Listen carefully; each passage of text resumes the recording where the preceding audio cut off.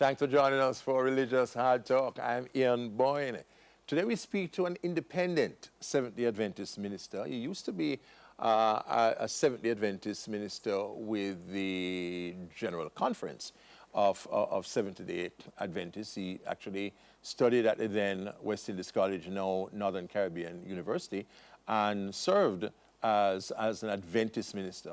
And then he became independent, and today operates out of New York, operating an independent ministry called the Emmanuel Seventh-day Church Ministries.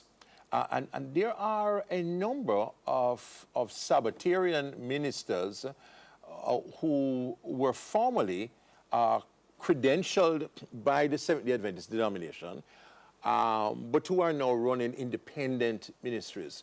The Seventh-day Adventist denomination is organized hierarchically and is organized around conferences which have authority over local churches, not in an authoritarian way, but they certainly have authority in terms of determining who the ministers are and how ministers are appointed. There are those who feel that the best way for ministers to work is independently, that really the way God wants the church to run is as independent groups, that while it is good to cooperate, what we find in the New Testament is a decentralized model. So they would, certainly disagree with the Roman Catholic Church, which is the most hierarchical of denominations. They would disagree with Roman Catholicism, Anglicanism, and the other hierarchically organized churches, around, Pope, bishops, archbishops, so on. They believe that the Spirit of God really moves best when it moves freely, when people are operating under the unction of the Spirit, and they are not beholden to a conference, not beholden to a group of men whom they have to follow in certain administrative decisions and whose, doctrinal corpus they have to follow. So today, for the first time on Religious Hard Talk, we'll discuss the matter of church government. How should the church be organized? Is it okay for a church to be organized where there are instruments of authority and mechanisms of authority over local churches? Or should the local churches be independent?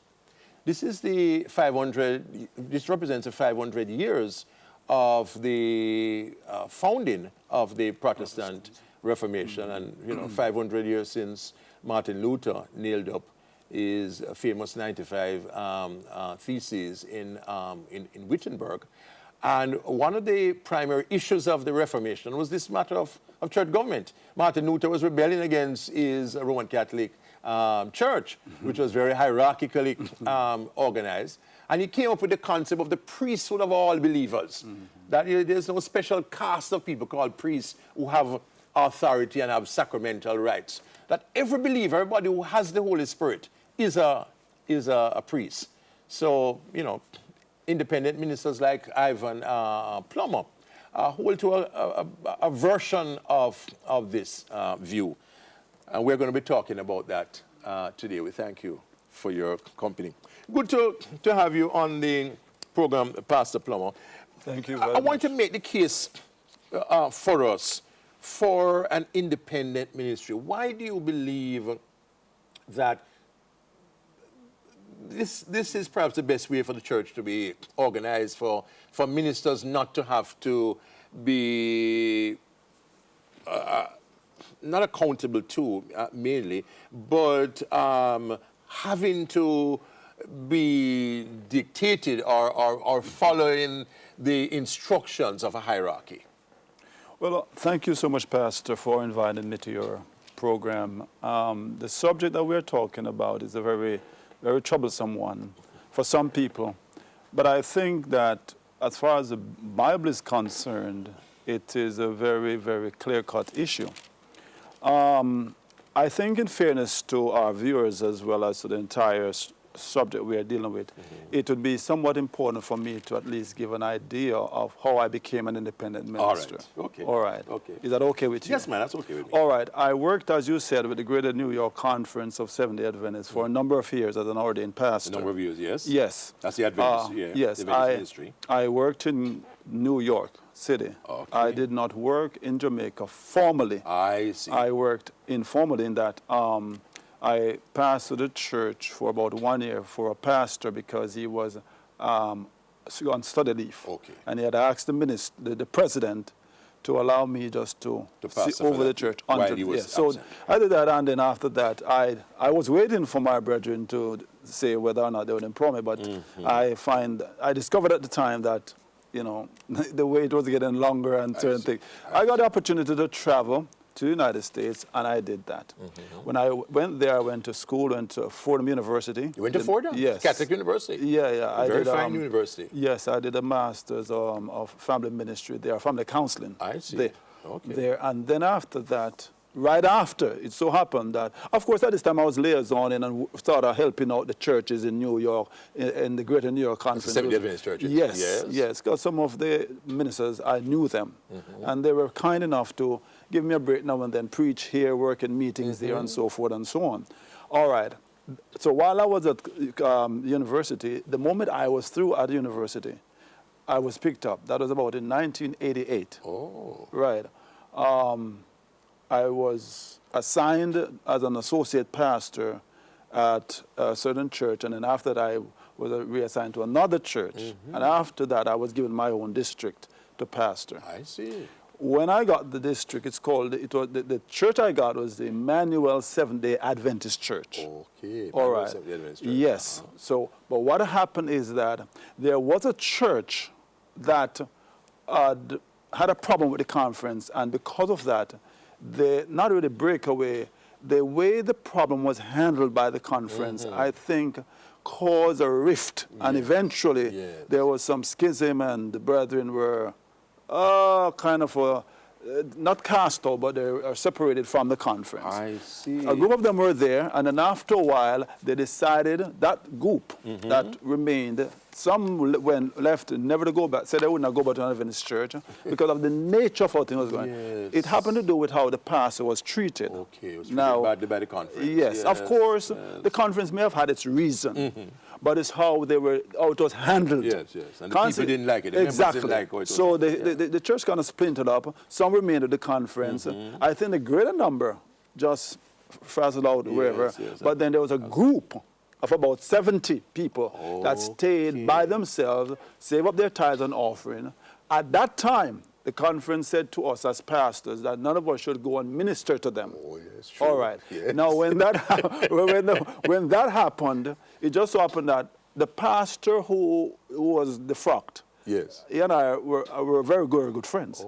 So I knew about all what was going on. And some of the members too.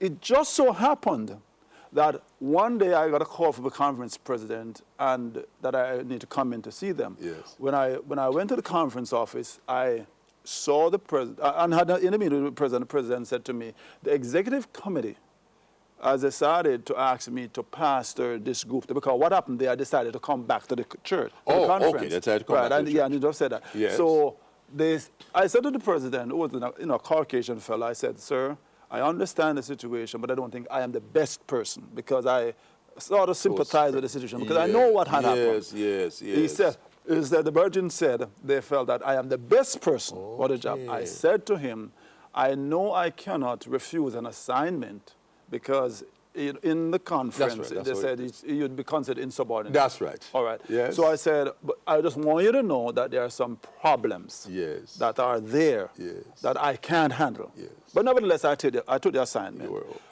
Cut a long story short, just to nutshell it, the church was worshiping, that group of brethren were worshiping at a facility that they were renting. That was a big facility, a big church. While my church that I was pastoring, the Emmanuel Seventh-day Adventist Church, not this, on the other group, they were called the Philadelphia Seventh Adventist Church. So my church, the Emmanuel Church, was worshiping in a small facility. And we were bursting at the seams. Yes. We were just growing leaps and bounds. Yes. So they decided that we would merge the two congregations. Yes. All right. When that happened, when that decision was made, the brethren, the Philadelphia Brethren group, they had some money. Their tithe and offering amounted to about $33,000. They had spent about a few thousand out of it. They had about 27 left.